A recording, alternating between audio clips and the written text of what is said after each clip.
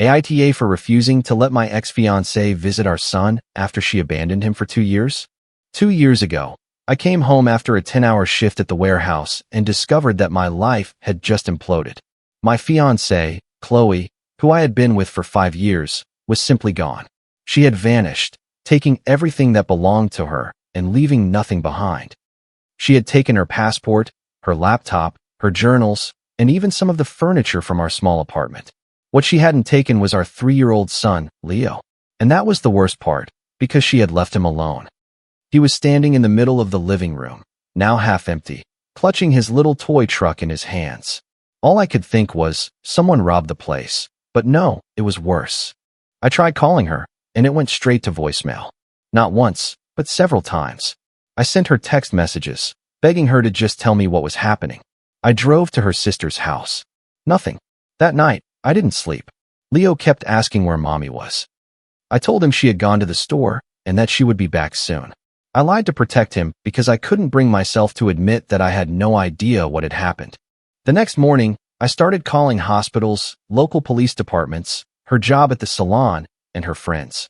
Her mother finally called me the next evening, crying, saying she had just heard from Chloe and that she was fine, but that she needed space. That's all she said. I reminded her that Chloe had left her child alone in an unlocked apartment, and that was not a valid excuse. I asked if she planned to come back. Silence. I asked if she was safe. Her mother just replied, "Is she okay?" Then click. I tried everything. I called her every day. I messaged her on all social media platforms. I even begged her sister to send her a video of Leo, asking for her to come home. Nothing. Finally, she blocked me everywhere. I even drove 3 hours to her mother's house in the next state, and no one would open the door. I was alone with a toddler, a full-time job, and an apartment that looked like a crime scene. But I didn't have time to fall apart. My son needed to eat, someone to drop him off at daycare, someone to read him a story at night. So I did it. It was a huge sacrifice, but I did it for my boy. I asked for help where I could. My parents became my lifeline. My mother would watch him while I worked late shifts. My father picked him up from daycare. My sister, Sarah, despite her own busy schedule with her family, helped when she could. Every time Leo asked where Mom was, I wanted to tell him the truth, that his mother had abandoned us without the slightest explanation. But I didn't. I just said, "Mom can't be here right now." And every time I said it, I felt like I was lying to myself, too. I moved us into a smaller, more affordable apartment. I packed away all the photos, erased every trace of her, and rebuilt our lives from scratch. I even filed for sole custody on the grounds of abandonment. Since she had completely disappeared and hadn't even tried to contact her child for more than a year, the court granted it to me. And then 2 years later, last week, she had the nerve to show up at my work. She waited until I was on my lunch break, and then she just appeared. She looked like a completely different person. A new stylish haircut, expensive-looking clothes, a whole new attitude like she had stepped straight out of an influencer's Instagram feed. When I saw her, I froze. I was thinking about what sandwich I was going to get, not about running into my ex. I simply turned around and went back inside the building. She followed me into the break room. I should have told her to leave. I should have called security, but a part of me wanted to hear the explanation she had prepared. After 2 years, I thought she owed me at least that. She said she wanted to talk, that she had been to therapy and had done a lot of work on herself. But the reason she gave for disappearing was, I got scared. She said she felt trapped, that her identity was fading, that she couldn't breathe anymore. She explained that the idea of being a mother and a wife forever made her feel like she was dying a slow death, that she had been having panic attacks and breakdowns all alone. Then came the real punch in the gut. She claimed that just before leaving, she had had a long conversation with my sister, Sarah, the person I trusted with my child's life. And according to Chloe, it was my sister who encouraged her to leave. She allegedly told her, "You are too young to find yourself stuck. You can still start over. People fall in love and fall out of love all the time. Don't trap yourself before it's too late." After that, I turned around and walked away.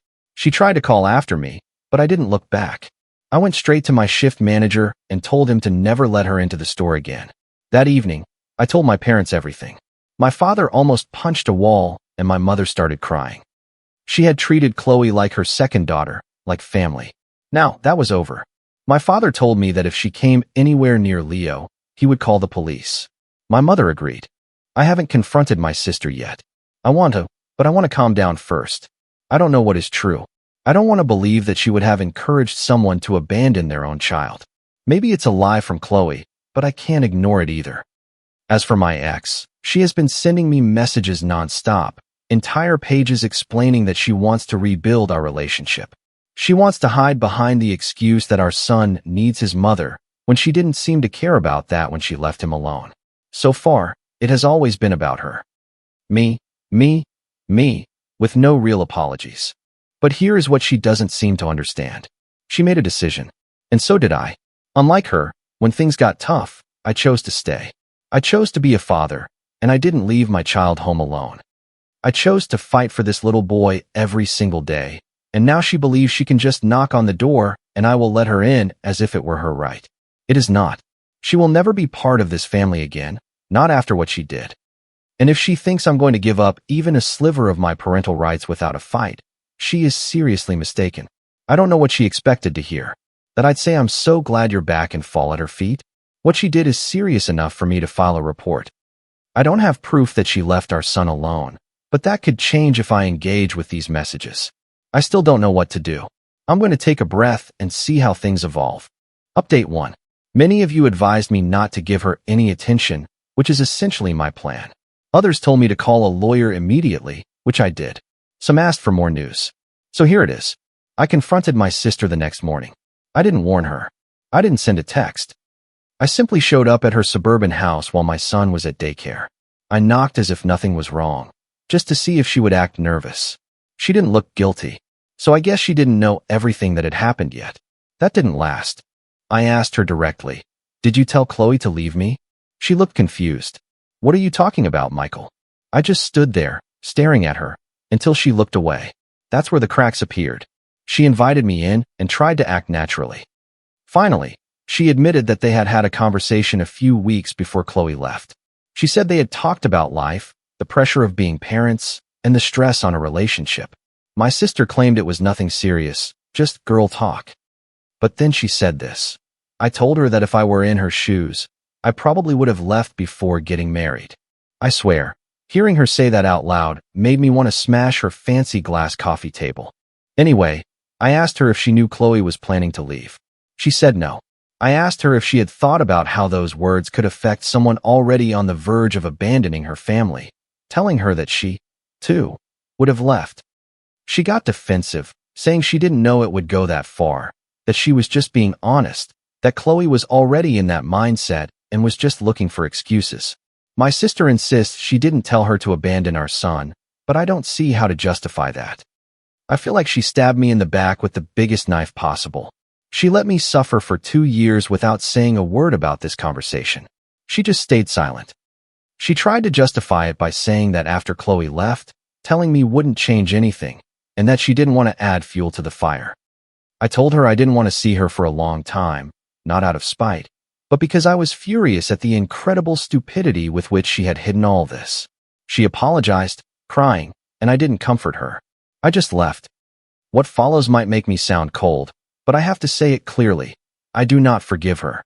Now for the other part of the update. Yesterday afternoon, Chloe came to my house. Leo was home. Fortunately, he was napping. I opened the door just enough to block her view of the inside. She looked me straight in the eyes and tried to walk in as if she still belonged here. I put my foot against the door and told her no. She stopped and then started her emotional performance. She said she just wanted to see our son, that she missed him, that she couldn't stop thinking about us. I answered coldly that showing up like this was completely inappropriate. She said she had no one else to turn to, that she was in therapy, had a stable job, and wanted to rebuild the relationship. I asked her where all this energy was 2 years ago. She looked down and said she thought she didn't deserve to be a mother after what she did, which I agree with. She added that seeing me raise our son alone made her feel small, guilty, and ashamed. But guilt doesn't fix anything. Guilt doesn't feed a child. Guilt doesn't hold him when he's scared or take him to the urgent care clinic when he has a fever. I did all of that alone. She didn't even send a birthday card, and now she wants shared custody. Let's be clear, that will not happen. I told her we would no longer have personal conversations and that if she wanted to request custody, she could go through the courts. She cried even more and asked me how I could be so cold. I told her that's what happens when you abandon your child and disappear for 2 years. Actions have consequences, and you can't just bypass them under the excuse that you've found your identity. I closed the door in her face. Before I shut it completely, I told her to get off my porch and not to knock again, otherwise I would call the police. It was an empty threat, but I didn't want Leo to be woken up by the noise. This morning, I called a lawyer. He was calm, frankly, more optimistic than I imagined. He told me I had a solid case if she took this to court. He explained that the abandonment period of over 730 days was decisive, and that even if she filed a motion, the court would very likely side with me unless she could prove consistent effort, real change, and stability, which she doesn't have. He advised me to stop responding to her directly, to document everything including texts, calls, and visits, and to keep all communication strictly through legal channels if it went that route. I am following this advice. Then another surprise arrived. My mother told me that Chloe didn't come to see me first. She went to see her. Apparently, weeks earlier, she had contacted my mom to ask if it would be a good idea to surprise me and reunite the family. She even asked her if I was seeing someone, as if this were some romantic comedy where she could just waltz back in and pick up where she left off. My mother put her in her place. She told her she wasn't welcome, that I had moved on, that I was doing very well without her, and that she was an irresponsible mother who had broken her grandson's heart. It was only after that failed that she came to see me. My mother told her to stay away from me and her grandson. So, let me make it clear.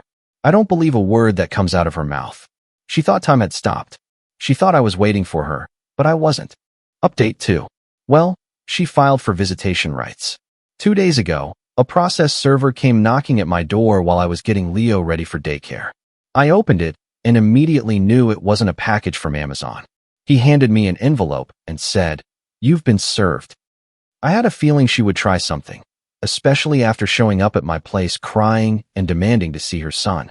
She is claiming legal rights over a child she abandoned for more than 2 years.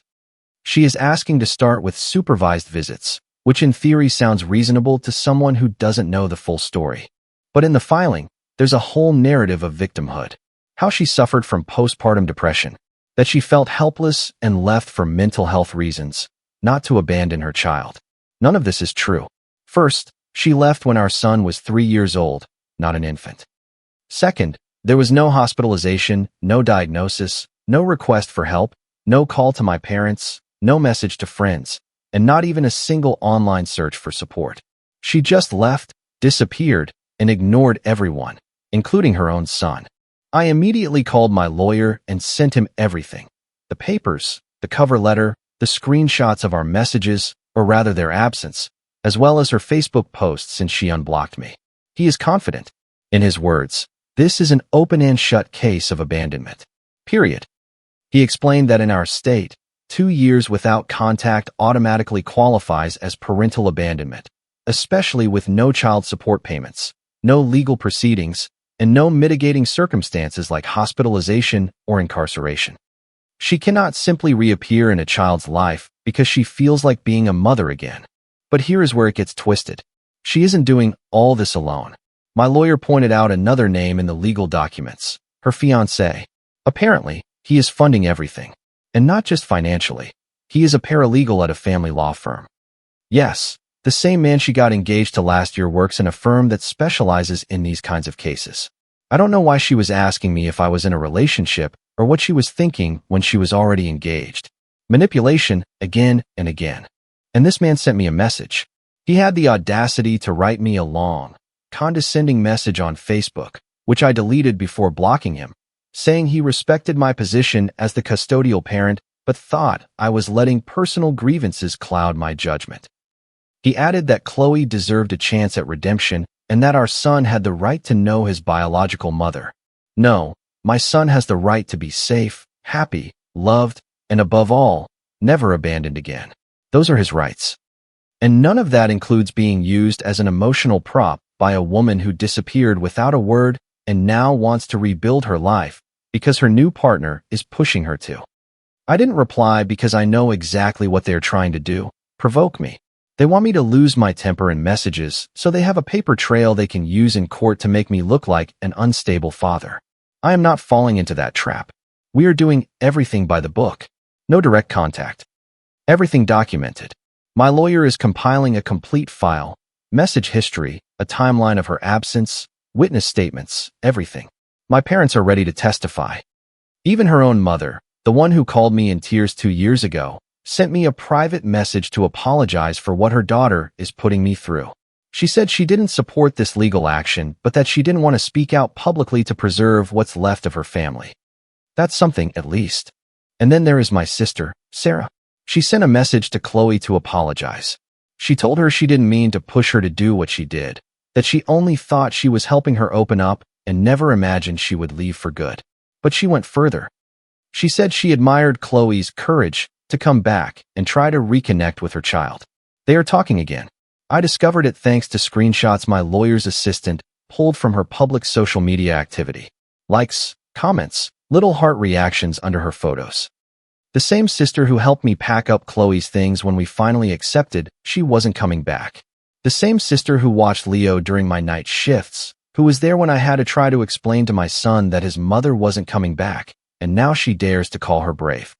She has lost her mind. I called her to tell her exactly what I thought, that she had no right to forgive someone for abandoning a child that wasn't even hers to forgive, that she didn't get to play mediator when she never had to pick up the pieces. She tried to justify herself by saying she was thinking about the future, about what it could mean for Leo if he grew up without his mother. Let me tell you one thing. My son is doing great. He doesn't talk about her. He has no nightmares, no behavioral issues, no emotional void. You know what damages children? Instability, abandonment, and the sudden reintroduction of people who don't deserve their trust. And I will not let that happen under the pretext that adults want to soothe their own consciences. This isn't a grudge, it's about boundaries, and the difference is essential. We have our first mediation session next week. My lawyer warned me. Expect her to put on a big emotional show. Probably photos, maybe letters. Undoubtedly a version of, I was broken, but now I'm healed. It's pure strategy. She wants to show a facade of effort, but we have the real facts. A judge doesn't care about Facebook posts or alleged remorse. What matters are actions, and she has had none for over 700 days. Update 3. The mediation day was today, or rather, that's what they call it. Don't imagine a calm discussion over coffee. She arrived early, much earlier than expected, and started making a scene as soon as she set foot in the building. She was dressed all in white, a full white dress as if she were some kind of angel, when in reality, she's the worst kind of demon I've ever met. White shoes, manicured nails, perfectly curled hair, a stuffed giraffe in one hand and a stack of photos in the other. A receptionist told her the mediation hadn't started yet, and she replied, "It doesn't matter. I just want him to see I didn't come here to fight." My lawyer leaned over to me and whispered that she was already playing the pity card. She kept pacing in the waiting room, talking to her fiancé as if rehearsing a script. I didn't say a word to her. I sat quietly next to my lawyer, reviewing the binder we had prepared. 2 years' worth of calendars, call logs, screenshots, and photos of Leo's important moments, all the moments she missed. Everything was organized, dated, printed, and bound. When they called us in, she smiled at me as if we were old friends reuniting after a misunderstanding. I didn't smile back. She tried to hand me the stuffed animal. My lawyer stepped in and said, "No direct contact." The mediator was neutral but clearly experienced. He started with the standard protocol, summarizing the situation and the current custody status, then asked if anyone wanted to say something before getting into the facts. She immediately jumped at the opportunity. She said she wanted to start by apologizing, that she had made the biggest mistake of her life. Then she launched into a long, rehearsed speech, explaining that she had panicked. She claimed she never stopped thinking about our son, that she felt ashamed. Then the lies began. I regretted it the very next day. She regretted it the next day, and yet she disappeared for 2 years. She doesn't just lie. She seems to take pleasure in broadcasting her lies everywhere. It's like one of those lawn sprinklers, except instead of watering the grass to make it grow, she spreads mud to contaminate everything. The mediator asked her directly, "Did you attempt to contact the child or the father during this period?" She hesitated, then said she didn't think she had the right, that she knew she would be rejected, that she wanted to wait until she had something to offer before coming back. My lawyer asked her if she had contacted a court, a therapist, or a legal aid service during that time. She answered no. He then asked if she had sent a birthday card, an email, or even a letter. She admitted she hadn't. Then he asked if she had blocked me. She said yes, but only because she couldn't bear to see what she had left behind. He nodded and said, "So you disappeared from your child's life out of guilt?" She replied, "I didn't want to disappear. I just didn't know how to come back." Seriously, what does that even mean?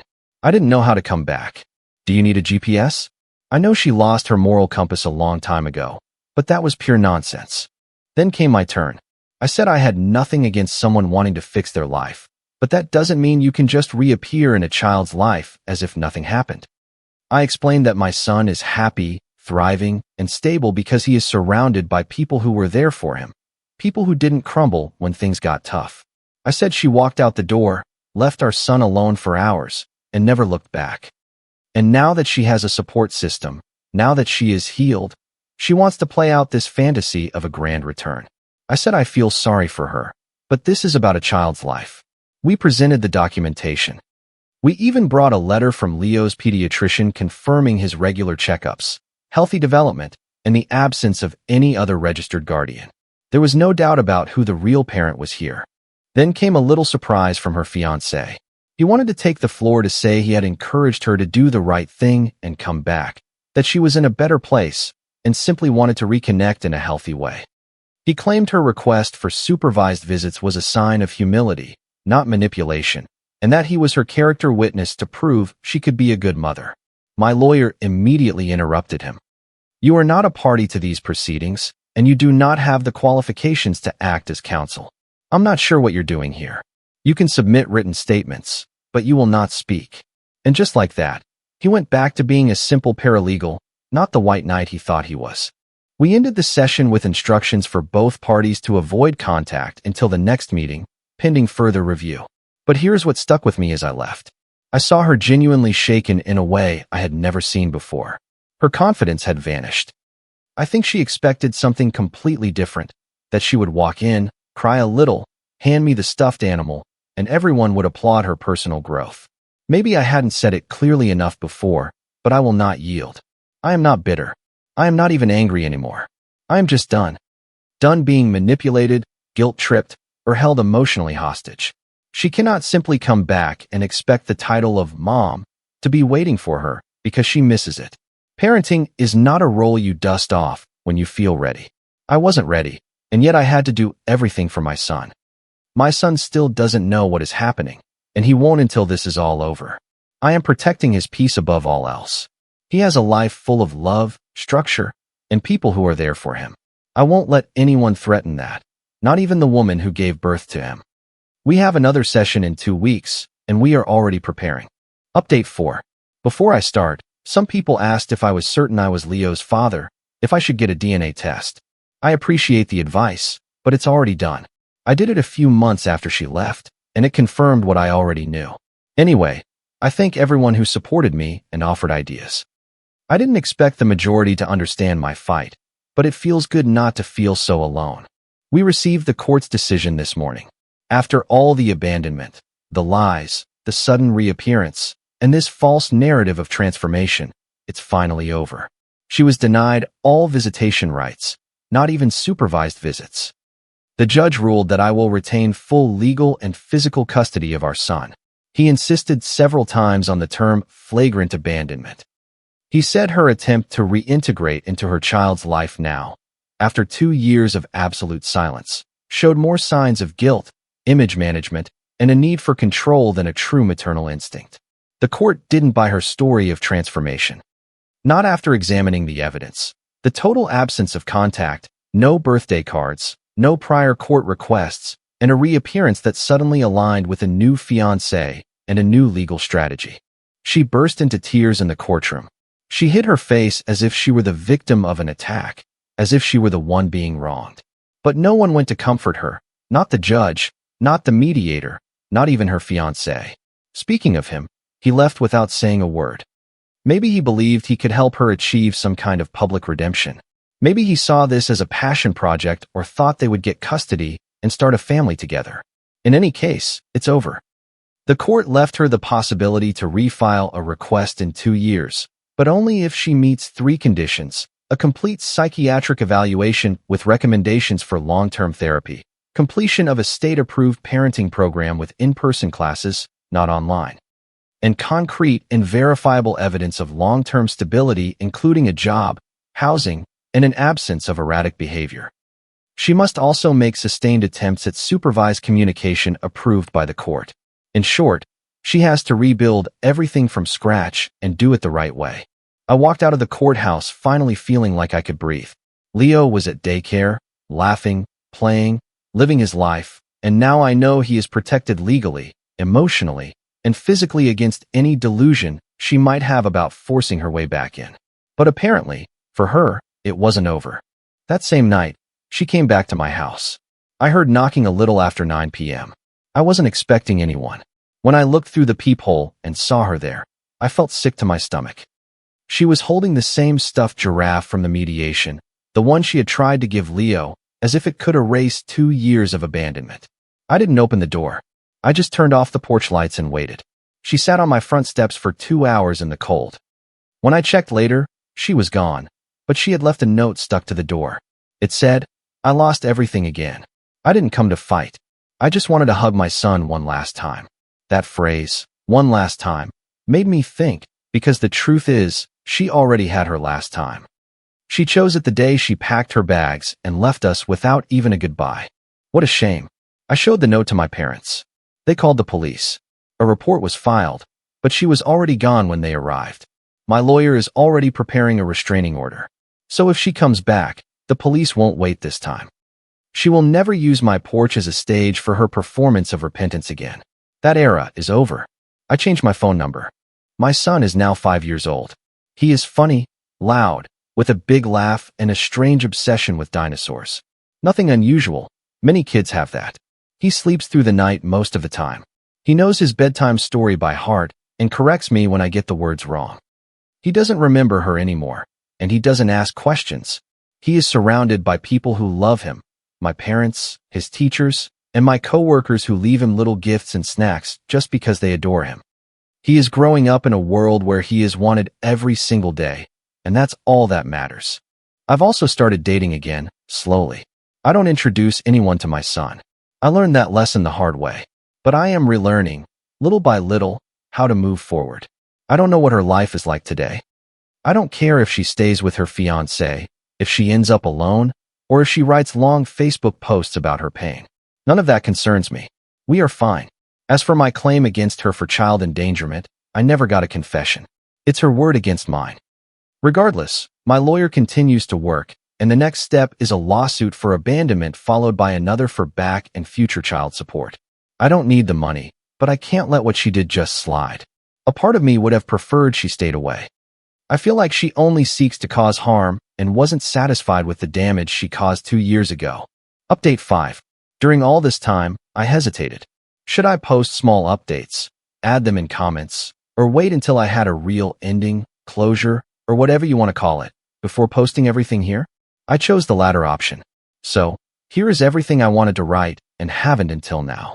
For example, my sister, Sarah, whom I no longer speak to and probably never will again.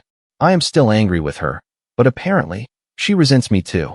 Not content with what she did, she thinks she has the right to see me as the villain. She finds me irrational. My parents have also limited their contact with her. It's not something I mentioned before, in the middle of all the legal mess, but my parents and my sister had several heated conversations. She thinks what she did wasn't that big of a deal and that I should give Chloe a chance to see her son. My parents disagree. From what I know, Chloe called off her engagement, but I don't know who left whom. I know this because my sister told my parents, as a way to frame Chloe as a victim whose life was destroyed by my rigidity, since she can no longer see her child and lost her partner on top of it all. Well, dear sister, I don't care. Next time, take care of your victim yourself and avoid giving advice that ruins lives. Maybe more maternal advice would have saved you from being written out of our parents' will. We finished the legal proceedings, and the result is as positive as possible. It's not that I'm happy to have one. That money won't change anything. But I wasn't going to let a manipulative and lying woman, capable of abandoning a child and selfish enough to return only when she felt like it, get away without consequences. I know some people will see me as the villain. Some already did in my previous updates. To those people, I ask, do you think she really wanted to be a mother now? She still has the option to try by contacting us through legal channels. Do you think she has? Absolutely not. She never cared about her son. She simply woke up one day and told herself that her life was missing a child, and she remembered she had one. Everything she did was never about him, only about her own selfish desires. She was selfish years ago, and she is still selfish today. And nothing you say to defend her, embellish her story, or make me look like the guilty one will change any of that. I'm not going to fall into the opposite extreme either or follow the more vindictive advice, like forcing my son to call my new girlfriend mom. He has met her, and they get along well. That's something I make sure of because it's important that my son accepts her. But there is a big difference between that and forcing her on him as a mother figure. My priority has always been to protect my son. I'm not going to put him in a situation like that just to reassure myself or prove to myself that he has already forgotten his biological mother. He barely remembers her, so nothing changes. And yes, I've talked to him about his mother, and it didn't interest him much. I don't know if he isn't old enough yet to fully understand and will have more questions later, or if he just simply doesn't care. My ex can try something again, which she is legally able to do in 2026, in 2 years. Whether she does or not remains to be seen, just like the outcome. Nothing has changed for now, and nothing seems ready to change. So the result will probably be very similar to what happened this time. If that's the case and you don't hear from me anymore, this is my final wave and my thanks for reading along over these past weeks. You don't know how much it helped me, even if we will never meet face to face, to know you were out there supporting me. Comment. Reading this story reminds us that love is defined by our actions, not just our words. Real commitment shows up in the difficult moments, not just when it is convenient. Sometimes the bravest thing you can do is firmly close a door to protect your peace. You never have to apologize for prioritizing your family's safety and emotional well-being. Forgiving someone does not mean you have to give them access to hurt you again. Healing is not about erasing the past. It is about building a future where you feel secure. Children deserve stability and a home filled with people who choose them every single day. No matter how tough things get, you have the strength to rebuild and find happiness. I hope this encourages you to value those who stay and to have the courage to set healthy boundaries. If you like the stories, don't forget to leave a comment and support the channel by subscribing. See you in the upcoming stories.